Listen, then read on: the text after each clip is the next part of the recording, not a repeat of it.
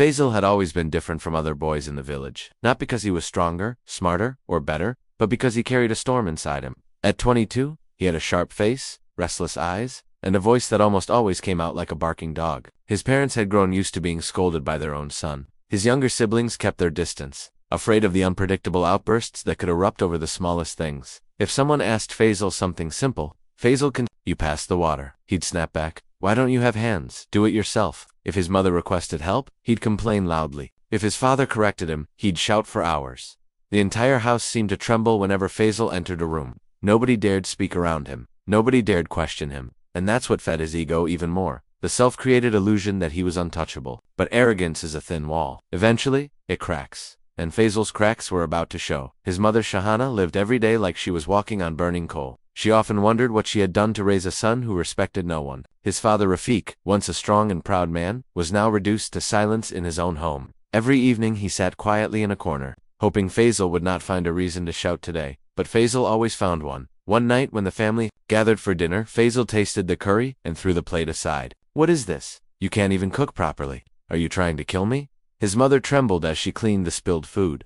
His siblings watched silently, defeat clouding their eyes. Rafiq spoke softly. "Faisal, this behavior is not right. Stop preaching, old man," Faisal thundered. That was the moment something shifted in Rafiq's heart. It wasn't anger, it was the heavy, painful realization that his own son had turned into a stranger. Outside the home, Faisal's reputation had spread like wildfire. People avoided talking to him, shopkeepers reluctantly served him. Neighbors whispered behind closed doors, "He behaves worse than a spoiled child. He has no respect for anyone.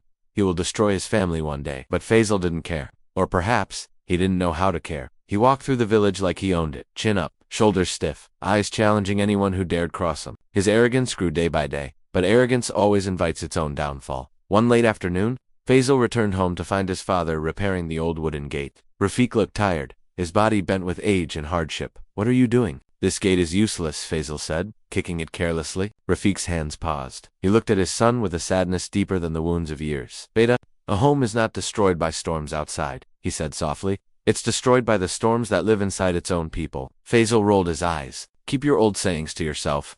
He walked away without a thought. But Rafiq's words settled somewhere in the back of his mind like a seed that would later grow into a tree of consequences. One day, Faisal's temper reached its peak. His younger sister Ariba accidentally broke his phone while cleaning his room.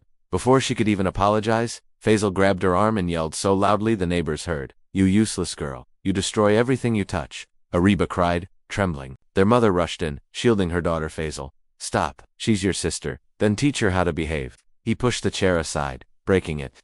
The noise echoed through the house. Rafiq entered, his eyes filled with fire. He had suppressed for years. "Enough," he shouted. For the first time, Faisal fell silent. Rafiq stood tall, though his age weighed heavily on him. "This is not a home anymore. You've turned it into a battlefield. If you cannot respect your family, then you cannot stay here." Faisal stared at his father, shocked. "You're asking me to leave?" he scoffed. "No," Rafiq said firmly. "I am asking you to learn the meaning of respect, and until you do, you cannot live here." The door shut behind Faisal with a finality that felt like thunder rolling across the sky. But Faisal didn't feel regret. Not yet. He felt anger. A burning, toxic anger. The kind that destroys or transforms. And his revenge story, the one he never expected, had just begun. When Faisal stepped out of his house, the evening sky looked darker than usual, clouds hanging low, like even nature was tired of his anger. He walked away without looking back, convinced that his father's decision was just another act of weakness. In his mind, the world was wrong. Everyone was wrong. Only he was right, at least. That's what his arrogance whispered to him. But the world outside had its own way of teaching lessons, and Faisal was about to learn them one by one. Faisal had nowhere to go, so he walked endlessly through the streets of the village. Every house he passed felt like a reminder of how people whispered about him, how no one liked him, how he had no true friends. By midnight, he reached the old shed near the fields, a place kids once used for hiding during games. Now it was a broken shelter, half-ruined, cold, dusty, just like his life. He sat inside, hugging his knees. For the first time, the silence around him wasn't peaceful, it was terrifying. He tried calling a friend from the city. "Hello, bro, I need a place to stay for a few days," before he could finish. The friend replied sharply, "Faisal, I don't want any trouble. Please don't drag me into your family issues." The call ended before Faisal could respond. Slowly, painfully, the truth began to pierce him. No one was willing to help him, not because they were cruel, but because he had pushed everyone away long before today. The next morning, when Faisal walked out of the shed, villagers saw him and muttered among themselves. There he is, the boy who screamed at his father. He finally learned something. It was bound to happen. Whispers felt like thorns pricking his skin. He walked toward the market, expecting the shopkeeper to greet him like always. But when he asked for breakfast on credit, the man shook his head. Faisal, I can't give you anything without payment. You still owe me from last month. Faisal's face heated with embarrassment. Fine, he grunted. Keep your stupid food. But his stomach growled loudly, betraying his pride. All day, he wandered aimlessly, too proud to go back home, too frustrated to ask for help. Arrogance is expensive, and Faisal was paying the price. By afternoon, Faisal reached the riverbank, where he used to play with Ariba and his younger brother Ifta. Those were days of laughter, games, and innocent fights that ended with apologies, before his anger took control of him, before he became the monster of his own home. He remembered Ariba crying yesterday. He remembered pushing the chair aside. He remembered yelling at his mother until she trembled. For the first time, guilt poked through the thick walls of his ego, but Faisal quickly shook it away. It's not my fault. They made me angry, he muttered to himself. Blaming others was easier. So he returned to the shed that night, hungry, tired, angry, and alone. By the third day, Faisal's confidence had started to crack. Hunger made him weak. Loneliness made him anxious. Silence made him think something he had avoided his entire life. Around noon, he went to the fields, hoping to find temporary work. The field owner, an elderly man named Bashir, saw him. You want work? He asked. Faisal nodded. Do you know how to cut crops? No, Faisal said impatiently. Do you know how to drive a tractor? No. Do you know irrigation? No, Bashir sighed. Beta anger won't feed you. Skills will, and you've never learned anything. Faisal clenched his teeth. I can learn. Then start by dropping the tone you're using, Bashir said calmly. Faisal froze. No one had spoken to him like this, firm but fair. If you want work, Bashir continued, you work with respect. No shouting, no ego. Faisal opened his mouth to react, but something inside him stopped. Maybe it was exhaustion. Maybe it was desperation. Maybe it was the truth. So he lowered his eyes for the first time in years. Okay, he whispered. By sunset, Faisal's hands were blistered. His back ached. His throat was dry. Work he always looked down on now felt impossible. He understood something brutal. He wasn't strong. He wasn't skilled. He wasn't superior. He was just ordinary, and he had treated everyone like dirt without any right.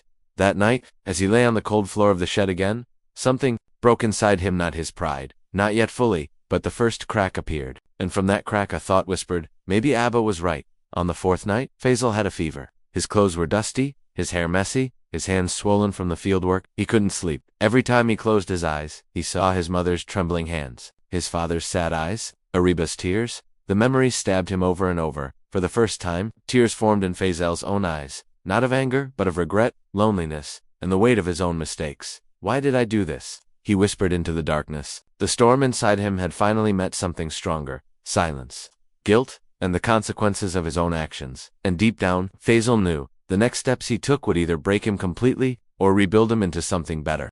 Faisal's transformation from a difficult, arrogant boy into a silently simmering storm continued over the next weeks. The house that once echoed with arguments, irritation, and slammed doors, now carried a strange stillness, one that frightened his family even more than his anger ever had. He no longer shouted, he no longer argued, he no longer blamed anyone, he simply watched. And in his silence, he listened to every word said about him. His mother whispered one evening, he has changed. Maybe he is finally realizing his mistakes. But his sister whispered back, no, this doesn't look like guilt. It looks like something else. Oma, something colder. They were right. Faisal had not softened. He had not improved. He had simply redirected his frustration inward, sharpening it into a blade of intention. Behind that silence was something far more dangerous, clarity. Faisal's arrogance had always made him unpredictable, but now he became calculating. He observed how his family talked about him, how they feared he would destroy his own future. He heard them planning to send him to a strict hostel, far from home, hoping discipline would fix him. One night, his father announced at the dinner table, Faisal, from next week you will stay in a hostel. We've talked enough. This is final. Everyone expected the usual explosion, raised voice, broken plate, storming out. Instead, Faisal lifted his eyes slowly, a smirk forming at one corner of his mouth. He said softly, so you're sending me away? His calm frightened his parents more than his anger ever had. Yes, his father insisted. You need discipline. Discipline, Faisal chuckled. Or a break from me. His brother exhaled loudly. Faisal, stop twisting everything. This is for your own good. Faisal leaned back in his chair, folded his arms, and said, fine, send me, but don't expect me to come back the same. Something in his tone, something razor-sharp and deliberate, made the room colder. By the time only one day remained, Faisal was eerily cooperative. He packed his bags without complaint. He helped with chores. He spoke politely to everyone. His mother dared to smile, thinking, maybe this hostel will bring real change. but his younger sister noted how he cleaned his room every corner, every drawer as if preparing for a ritual. He even gathered old items, notebooks, photos, letters, dried flowers, things no one had seen him touch in years. That night, when the family slept, he sat alone in the dark living room. His thoughts burned. They think I am the problem. They think removing me will restore peace. They think I need punishment. But they never saw what I needed. They never understood the pressure, the expectations, the comparisons, the blame, if they want to. But before I leave, I will make sure they understand everything they ignored, he whispered to himself. Tomorrow is not my punishment. Tomorrow is theirs. Morning arrived with tension as heavy as smoke. Faisal walked into the living room with a steady expression, his packed bag in hand. Good, his father said. Let's go early. You will settle in by evening. But before they could move, Faisal placed his bag on the table and looked at every face in the room. Before I leave, he said calmly, I want to say something. His mother smiled nervously. Yes, Beta. Something in his eyes made her swallow. His voice dropped lower. You all think I am arrogant, moody, disrespectful, but did any of you ever ask why? Silence fell. His brother tried to speak. Faisal, we don't have time for. Faisal raised a hand. No, today, you will listen. His voice was no longer loud, but sharp enough to cut. For years, you blamed me for everything. If someone fought with me, it was my fault. If something went wrong, it was my fault. I became the villain of this house long before I understood what the word meant. His mother's eyes filled with tears. Faisal, we love you. No, Oma, he interrupted gently. You love the version of me you wished I were, not the real me. His father clenched his jaw. This is exactly your problem. You twist everything into drama. Faisal smiled coldly. Drama. No, Abba. This is honesty, something none of you practiced. His words were no longer emotional. They were precise, controlled, and dangerous. For the first time, you will feel what I felt every day. Everyone stiffened, and after today, you will never forget it. Faisal reached into his bag and pulled out a stack of papers, ink heavy, pages filled to the edges. What is that? His sister whispered. My truth, Faisal replied. Every moment you dismissed, every insult you ignored, every time I broke down and you told me to man up, every comparison to others, every time you told me I was a disappointment. His mother covered her mouth. He placed the stack on the table. I wrote it all, every detail, and before I leave this house, you will read every word. His father's voice shook with anger. We don't need this. You are making a scene. No, Faisal said quietly. You made the scene. I am only showing you the script. His sister reached for the papers, hands trembling. The moment she opened the first page, her breath caught. Faisal's handwriting filled the page. Raw, emotional, painful, and shockingly honest. Each word was a weapon. Each line a mirror. Each paragraph an exposed wound. His mother collapsed into a chair, sobbing. His brother muttered, We didn't know. Faisal stepped back, finally breathing freely. I'm not going to hostile because I'm a problem. I'm going because this house broke me, and you never noticed. The room was silent, crushed by guilt, regret, and the heavy truth of his words. He picked up his bag. When I return, if I return, remember this moment. Remember what silence looks like, what pain sounds like, what regret feels like. And then he walked out, leaving the house drowning in the reality they had never faced. Faisal's revenge wasn't violence. It wasn't shouting. It wasn't anger. It was truth delivered with a precision that left scars, deeper than any wound. 3 months passed. 3 months of silence. 3 months of distance. 3 months without Faisal's footsteps echoing through the house. And in those months, the family learned something they had never understood before. A quiet home is not always a peaceful one. The emptiness that settled after Faisal left was not relief, it was guilt. They no longer woke up to arguments, but the absence of his voice felt heavier than his anger ever had. His mother cooked too much food every night, then packed it away untouched. His sister kept staring at the empty chair during dinner. His father, who once claimed Faisal needed discipline, now found himself staring at the door, waiting for footsteps that never came. The stack of papers Faisal had left behind, his truth, his wounds, his confession was kept in a drawer. But every night, someone read a few pages, cried a little more, and understood a little better. It changed them, but they didn't know if it was too late. At the hostel, Faisal was a ghost, quiet, distant, emotionless. He didn't fight, he didn't argue, he didn't laugh either. He did what he was told. Attended classes, kept to himself, followed rules, talked to no one unless absolutely necessary. His roommates thought he was mysterious, cold, but intelligent. His teachers thought he was disciplined but hollow. No one knew that behind his calm expression was a young boy rebuilding himself. Each night, he sat alone by the window, the city lights blurring outside, and whispered to himself, I will return stronger. Not for them, but for me. This was not the broken Faisal who had walked out of his home. This was someone new, someone clearer, someone sharper, someone who finally understood that revenge was not about hurting others. It was about becoming someone they could no longer ignore. One evening, as rain hammered the hostel roof, Faisal's phone rang. It was his sister. He ignored it. Then it rang again. His mother ignored. Then his father ignored. He stared at the phone, heartbeat steady, not a flicker of emotion on his face. But when the phone buzzed, the fourth time, Something made him look. This time it wasn't a call, it was a voice message from his mother. He hesitated, then pressed play. A shaky voice whispered, Faisal, Beta, please come home. We need you. We are not okay without you. Please, come home. We miss you. I miss you. Faisal closed his eyes, not with anger, not with happiness, but with something deep release. He packed slowly, calmly, just as he had the day he left. But this time his hands did not shake. When he reached home, the gate creaked open, as if it had been waiting for him. Inside, the house felt different, like a wound healing awkwardly. His sister saw him first. Her breath caught. Faisal. Before she could say more, she rushed forward and hugged him tightly. His mother came out next, eyes swollen, voice trembling. My son, you came back. Even his father, usually stern, usually unbending, stood quietly. Unsure how to approach, Faisal did not hug back immediately. He simply stood still, letting their emotions flow around him. Then he said softly, I didn't come back for arguments. I came back for closure. His father swallowed hard. Faisal, we were wrong. We judged you. We didn't listen. We failed you. His mother cried harder. We never realized how much we hurt you. We only saw your anger, not your pain. Faisal nodded slowly. This was the revenge he had never imagined. Not destruction, not fear, but realization, guilt, acceptance. He finally spoke.